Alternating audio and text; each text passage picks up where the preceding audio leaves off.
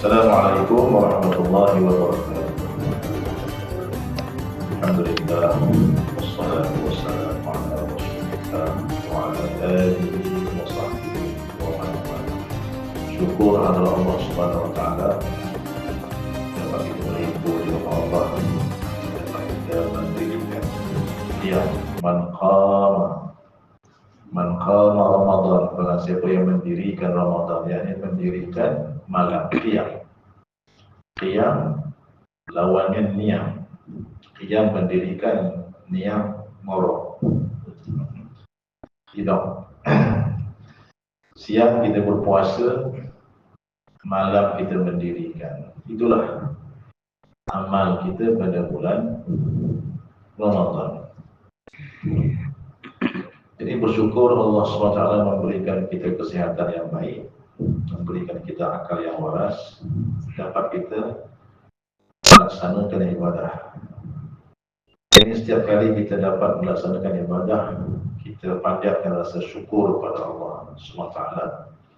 Dan kita kena sedar bahawa hakikatnya Allah memilih kita untuk duduk dalam ibadah. Kalau tidak, kita duduk di jalan atau duduk di kopi, nyembang. Tapi alhamdulillah Allah pilih kita untuk berzikir.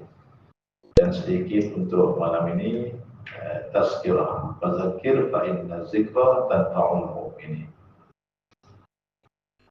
Qala Allah Subhanahu wa ta'ala, ya ayyuhalladzina amanu kutiba 'alaikumus shiyam kama kutiba 'alal ladzina min qablikum la'allakum tattaqun.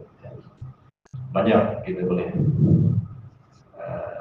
sudut ayat kita dah ambil ya. Pertama, ya ayyuhalladzina amanu, wahai orang beriman. Jadi sebenarnya bila kita berpuasa ni, sebenarnya kita menyahut seruan Allah, ya ayyuhalladzina amanu. Itulah pernyataan kita, pengakuan kita. Sebenarnya bila kita berpuasa ni, hakikatnya kita mengaku kita beriman. Gitu ya. Sebab ayat tu, wahai orang beriman. Jadi kita pun berpuasalah sebagai pernyataan bahawa kitalah orang beriman. Maknanya kitalah orang yang bertauhid, yang menyatakan bahawa tidak ada Tuhan yang disembah melainkan Allah. Gitu ya. Lalu kita berpuasa. Di bulan puasa kita tidak makan dan tidak minum. Siang, malam makan. Malam ini ada kambing.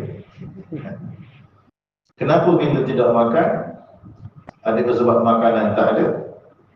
Ada makanan. Tapi kita tak makan. Kita tak makan kenapa? Kenapa kita tak makan? Kita tidak makan sebab puasa. Ya, betul-betul. Sebab apa kita puasa? Sebab tak makan. Sebab apa kita tak makan? Perintah. Perintah, ya. Sebab Allah tak bagi makan. Maka itu tauhid kita. Kita tak makan sebab Allah tak bagi makan. Allah larang kita makan, jangan makan. Jadi kita tak makan. Semua orang beriman takut tak makan. Walaupun dia bangun pagi-pagi, dia seorang kat rumah dia ada Maggi Mi. Dia bersama Maggi Mi di rumah. Tak ada orang pun tak makan. Kerana dia takut Allah tak bagi makan. Kenapa kita berbuka? Kerana Allah suruh makan. Allah izinkan makan. Allah izinkan makan, maka kita makan. Allah izin makan. Jadi kita lakukan itu adalah kerana perintah Allah, dan kita tak lakukan kerana larangan Allah. Itulah hakikatnya kita sedang belajar di dalam Ramadan. Kita tak makan bukan sebab tak ada makan, kita tak minum bukan sebab tak ada minum, tapi adalah kerana perintah daripada Allah Subhanahu wa taala. Allah Subhanahu wa taala mengajar kita merasakan kewujudan Allah. Jadi kita tak makan walaupun ada makanan. Kenapa? Kita sedar dan kita rasa. Pertama, kita tahu Allah tu ada. Kedua, kita rasa kita sedang diperhatikan. Yang tak makan ni dia ada masalah sikit. Yang makan. Kanak-kanak tua yang makan yang kanak-kanak tua kan. Kanak-kanak tua kan. Dia berbaring, dia queue dekat belakang apa ni? Drive-thru belakang kedai mamak. Belakang kedai mamak siang-siang pukul 9 pagi dia drive-thru beli capati. Bila nak makan bila tu? Nah itu mungkin dia ada sakit lah, gastrik. Tapi kalau tak ada apa dia makan, itu maknanya dia ada masalah. Dia ada masalah dengan akidah dia. Akidah. Tapi kalau kita tanya pengetahuan, Allah ada ke? Pengetahuan tak ada masalah. Semua orang tahu Allah ada. Tapi bab rasa belum tentu rasa Allah ada. Semua orang berlapar dalam puasa, tapi tak semua orang dapat takwa. Walaupun takwa itu adalah latihan untuk mencapai, walaupun lapar itu adalah latihan untuk mencapai takwa. Itu dari satu sudut. Dari sudut ilmu tasawuf, ilmu dalam diri, ilmu ke dalam. Maka lapar itulah jalan untuk kita mengenal kepada Allah Subhanahu wa taala. Hakikat terbesar yang menghalang kepada kita mengenal Allah itu ialah apa? Apabila kita merasakan kita memiliki kuasa, kita memiliki. Kita ni sebenarnya diuji dengan rasa. Orang ada rasa, kita ada rasa dan kita sering merasa memiliki. Padahal hakikatnya dengan kita ni tidak memiliki. Diri kita pun kita tak milik sebenarnya. Sebab tu tak pernah ada ni. Tak ada apa ni. Diri kita ni. Apa ni kita kata tak ada, kita kata sertifikat. Sertifikat tak ada geran. Kalau beli kereta ada geran. Kalau diri kita tak ada geran. Kita merasa kita memiliki sesuatu. Sebenarnya kita tidak memiliki. Diri kita pun kita tidak memiliki. Selagi kita merasakan aku kuat, aku mampu, aku boleh, itu dipanggil ananiah, keakuan, keegoan. Selagi kita ada mengaku-ngaku itu, maka itulah yang menghijab kita daripada nur hidayah Allah Subhanahu wa taala. Maka puasa ni hakikatnya nak meruntuhkan benteng itu, hijab itu. Dia latihan yang paling asasnya berlapar. Lapar. Sekarang ada selapar tak? Kenyang? Ada? Masih ada? Pergi ikut rasa? Maknanya berbuka tadi bantai tu full. Dia berbuka tu dia, kalau makan betul-betul masa berbuka tu, tak ada lah makna rasa lapar tu ya. Tak ada rasa. Macam mana kita nak rasa kasih kepada orang lapar? Macam mana kita nak merasakan keberitan orang yang lapar, orang susah? Di Syria, di Gaza, dia memakan rumput, tak ada makanan, merayu dia minta makanan. Kita kenyang je. Orang yang kenyang ni dia akan rasa semua kenyang. Puasa ni datang nak supaya kita rasa lapar, tapi bila berbuka kita hantam sampai kenyang. Tak ada makna lah. Dapatlah puasa sekali hari, malam dah terbagai. Tak rasa keberitan tu, tak rasa. Rasa megah lagi ada. Wah, aku makan sup kambing, kari kambing. Orang Arab Jahiliah tu dia bangga lah makan kari kambing tu sampai-sampai dia tak basuh tangan. Kari tu terus tak saja dia sabu nak tunjukkan dia makan kambing. Gitu lah. Itu budaya orang Arab tu, dia sebab makan kambing ni orang kaya kan. Jadi tangan dia ada bau kambing tu. Bagi cium orang kan. Itu. Budaya tu Nabi tak ambil. Itu budaya teruk lah. Pengotor kan. Maka bila berlapar, tenaga akan hilang. Emosi akan goyah, jadi goyah. Badan mula lemah. Jadi pada saat itu Allah mengajar kita. Ya. Dalam surah Fatir ayat 15. Ya. Allah sebut antumul fuqara. Kamu semua ni fakir. Kita ni fakir. Kamu tu kita lah. Semua makhluk ni fakir. Fakir, fuqara. Fakir, fuqara. Fakir, fuqara ni mana dia? Apa makna fakir? Fakir ni makna berhajat. Berhajat. Lagi kaya orang tu lagi fuqara dia. Lagi fakir dia. Orang kaya lagi fakir. Orang miskin kacat kecil je. Cukup dah. Orang kaya tak kuat dia kecil. Pantat dia besar macam bila tidur. Kita nak buang pun malu duduk. Tumpang buang orang kaya duduk. Malu pasal luas sangat. Bilik kita pun tak seluas itu. Dua bilik kita bilik tanah dia saja. Orang fakir sungguh orang kaya. Kita cukup dah berapa inci. Berapa kaki. Cukup lah dia kaki dia dah satu bilik. Fakir tu. Itu makna fakir. Fakir ni makna derajatnya, ya Allah. Jadi kita ni fakir semuanya kepada Allah. Allah dialah yang maha kaya lagi maha terpuji. Maka puasa membuatkan kita merasakan ayat. Oh, baca antumul fuqara wa nahnu aghniya. Kamilah yang maha kaya, kata Allah Ta'ala. Maka bila kita baca ayat tu, bila kita puasa, kita rasakan ayat. Kita rasakan maksud ayat itu, makna ayat itu. Maka makrifah itu, pengenalan itu bermula apabila hati kita berkata tiada daya, tiada upaya, tiada kudrat, tiada kekuatan, melainkan upaya engkau, daya engkau, kudrat engkau, tiada. Mula kita belajar dengan puasa. Lapar itu melemahkan nafsu, menguatkan roh.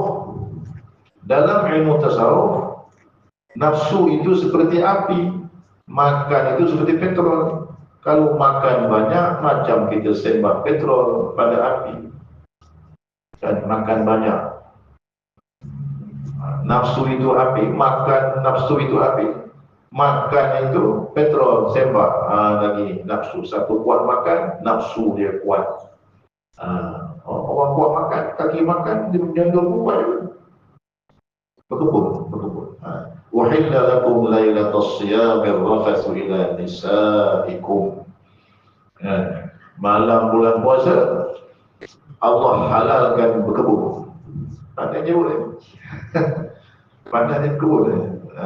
Ni berkebun lah 20 malam pertama berkebun lah. Walaupun boleh 10 terakhir jangan. Kalau sudah Nabi dia tak berkebun. 10 akhir Ramadan dia tak berkebun, Nabi tak berkebun. Faham berkebun ni? Tengok panjang ni. Walaupun boleh tapi Nabi tak berkebun. Jadi kalau nak berkebun tu tengok sunnah juga lah. Jangan hantar sampai sudah. Lepas tu sahur jangan berkebun. Kan imsak, cangkul tak angkat lagi, naya. Orang nikah bulan Syaban. Ada orang nikah bulan Syaban? Ada. Asal Sabtu Ahad tu sekarang orang nikah. Tak tahu pula tu bulan Syaban. Tahu aja. Tarikh ikut tarikh Masihi, tak tengok tarikh Hijri. Tengok-tengok Syaban memang. Bulan Syaban kau nikah, ya Allah. Dalam khutbah nikah saya masuk bab ni. Hati-hati kamu juga. Bukan apa, takut nanti nak cerita malu. Sudah tua-tua baru ngaku. Sudah tua-tua datang jumpa Ustaz. Ustaz nak bayar kafarah. Kita bertanya balik. Cik, nak bayar kafarah ke nak bayar fidyah? Kafarah Ustaz. Cik kafarah lagi kata. Ini dulu-dulu punya Ustaz. Masa mula kahwin dulu. Lama menyimpan rahsia ni.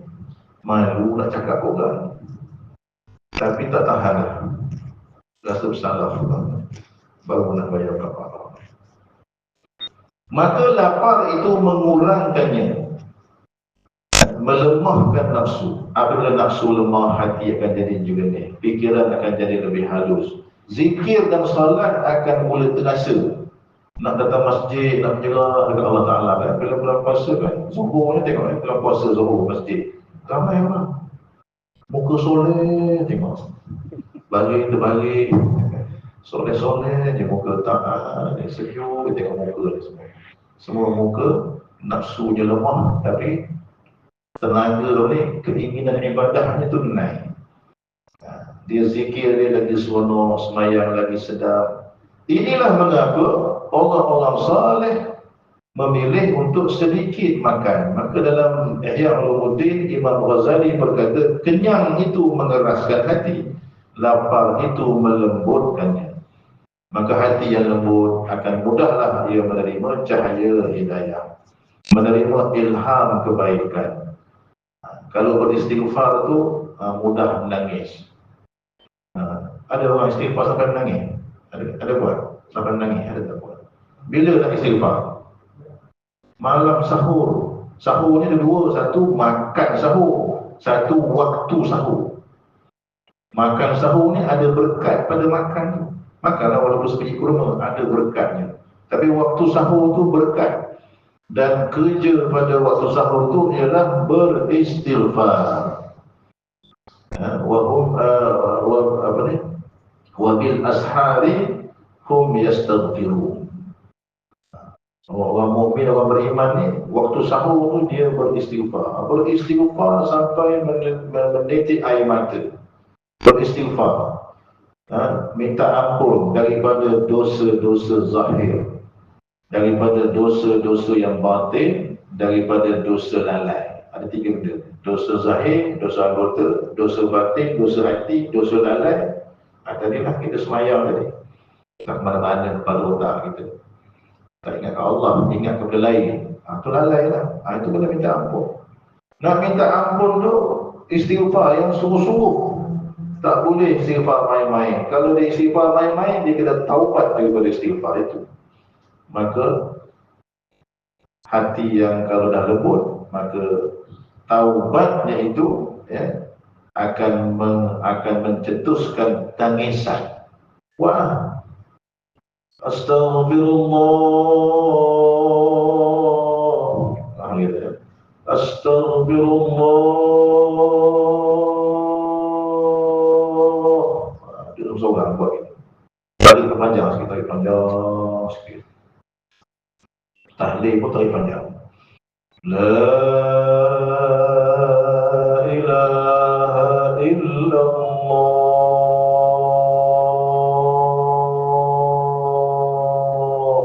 Tarik panjang.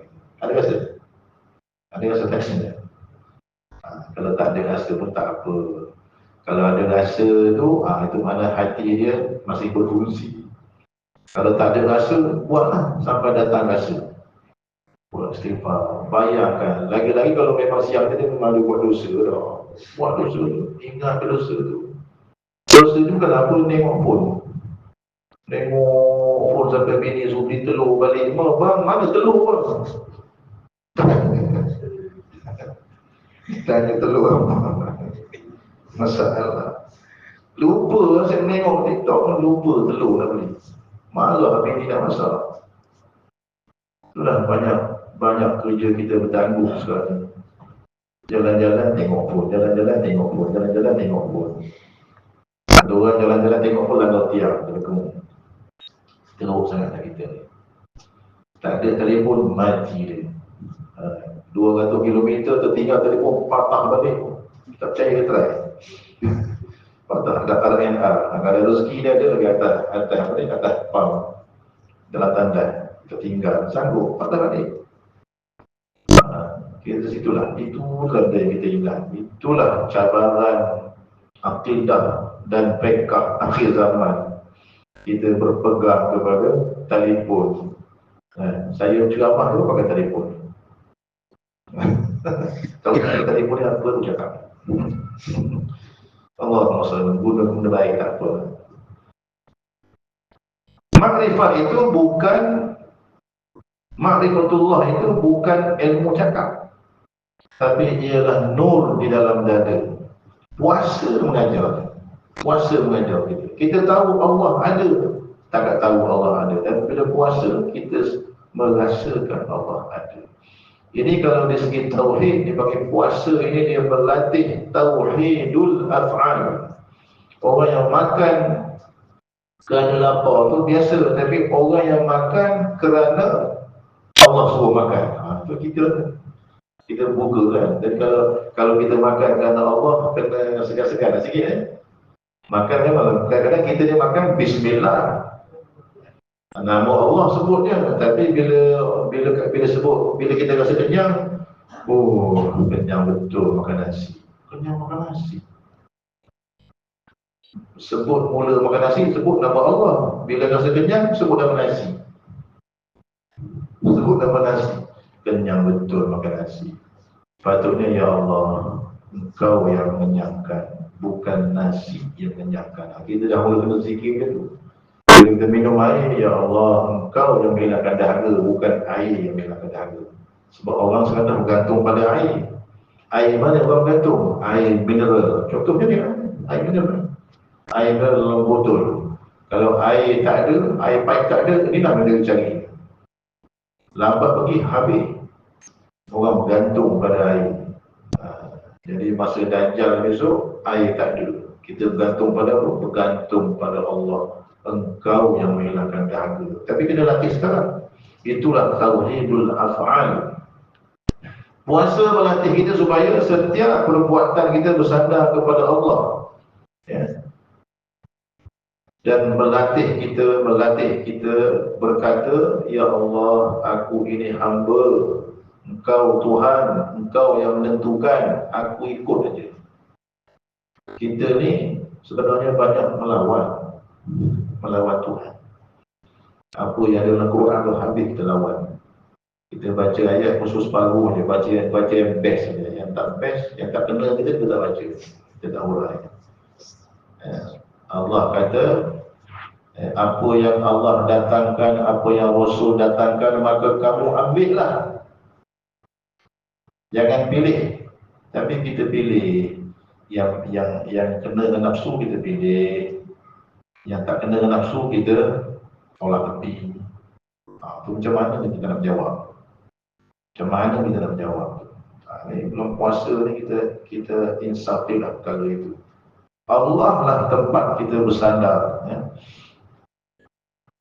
Inilah makna tauhidul af'al yang kita berlatih dalam bulan puasa. Menyaksikan Allah sebagai pengatur, menyaksikan Allah sebagai pentadbir. Lama-kelamaan kita akan melihat dengan hati kita bahawa rezeki daripada Allah, sihat daripada Allah, kuat daripada Allah, lapar daripada Allah, kenyang daripada Allah. Semua kita kena balikkan kepada Allah. Kita ni kan tak makan kerana Allah tak bagi, kita makan kerana Allah bagi, kerana Allah izin. Kasih dekat berbuka.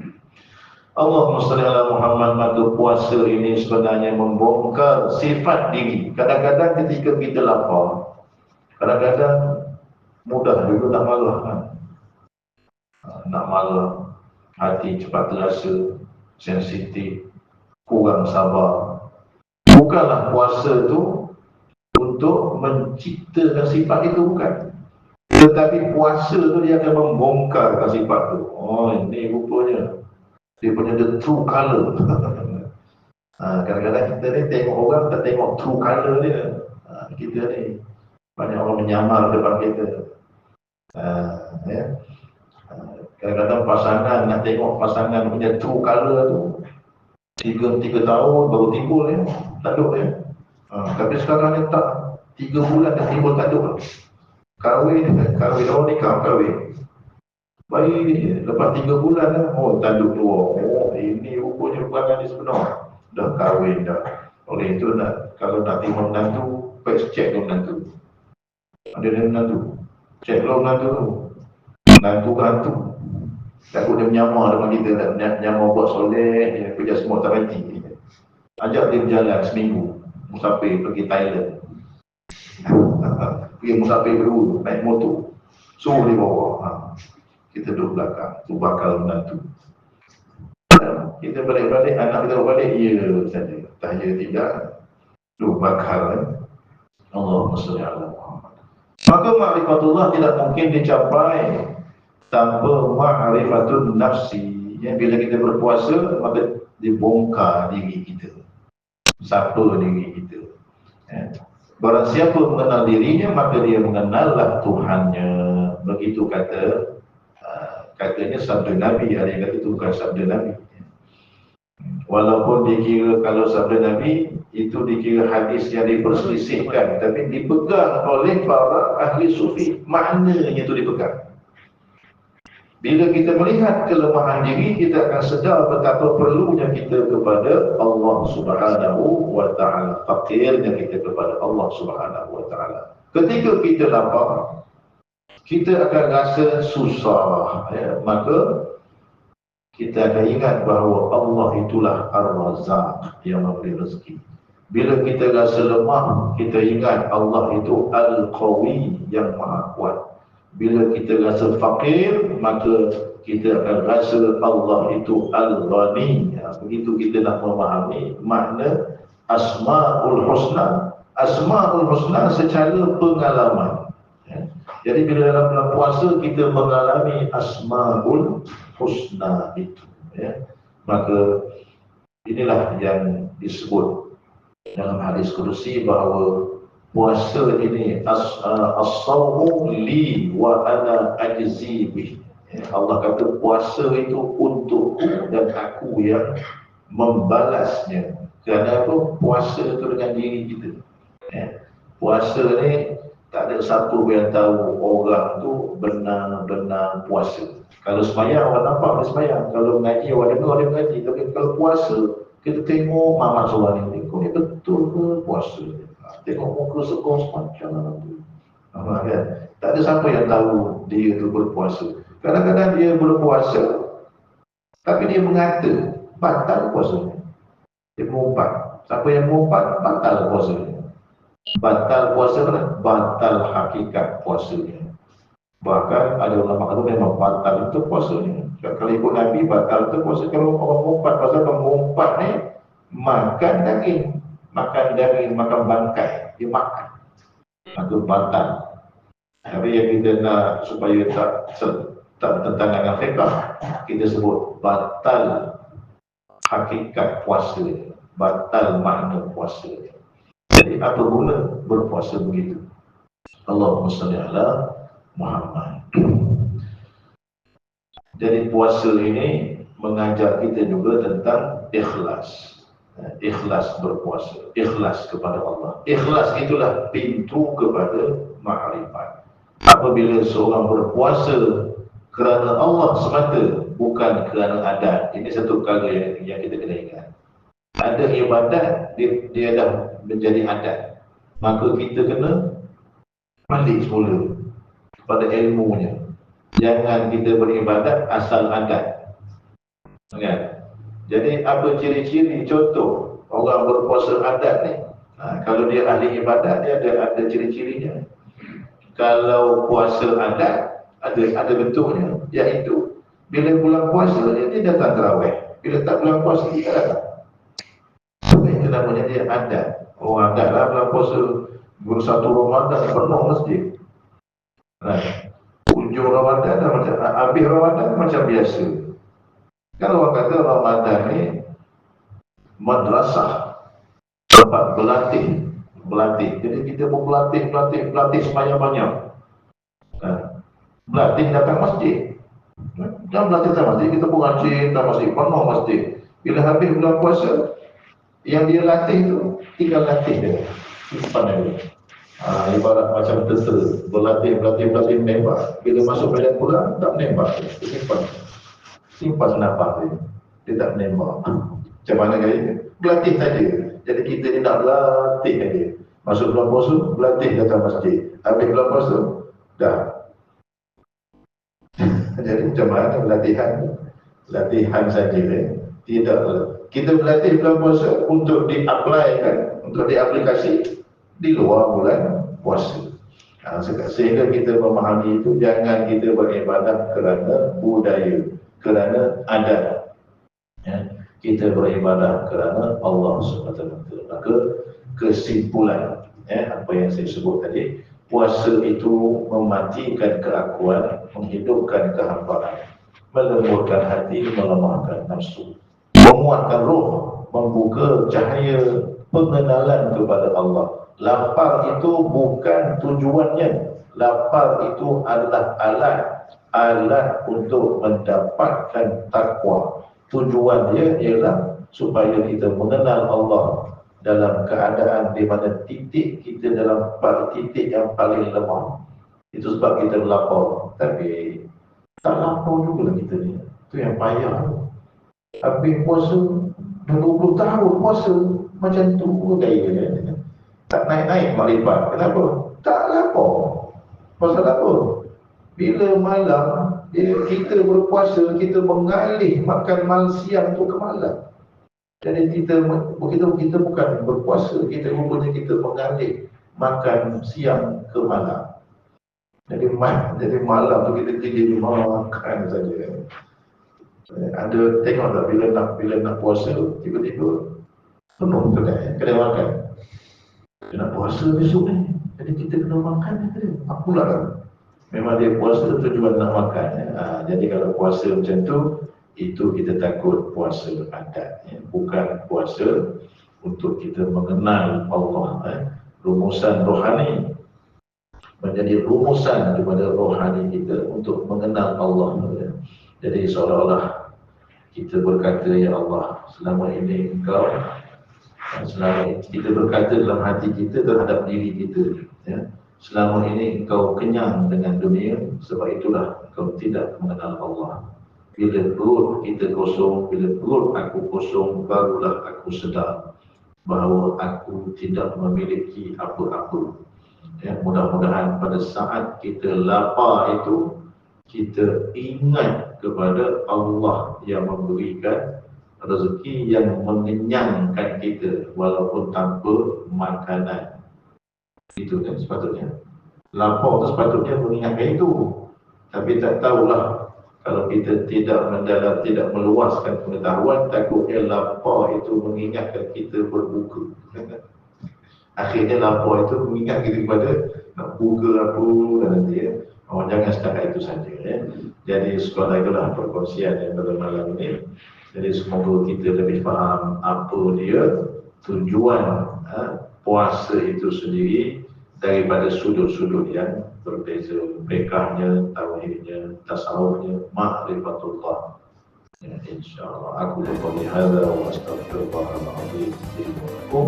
Wassalamualaikum warahmatullahi wabarakatuh.